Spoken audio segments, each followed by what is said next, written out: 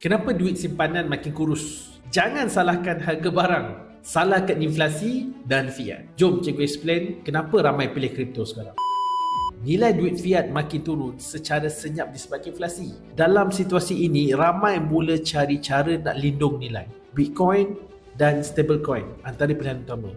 Malaysia catat inflasi 1.4% pada April 2025. Mungkin nampak kecil, tapi ia hakikat yang makan kuasa beli rakyat secara perlahan. Bahkan 1 Julai ini ada SST.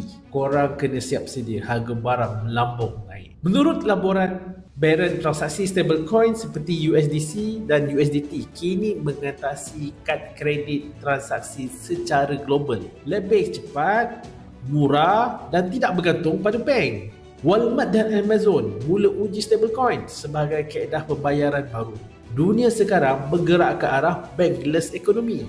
61 syarikat besar termasuk MicroStrategy dan Tesla dah simpan Bitcoin sebagai emas digital untuk lindung nilai dari kejatuhan fiat. Kalau syarikat besar pun guna niat untuk lindung duit, anda bila lagi nak belajar cara simpan stablecoin dengan selamat? Follow cikgu, kita belajar sama-sama.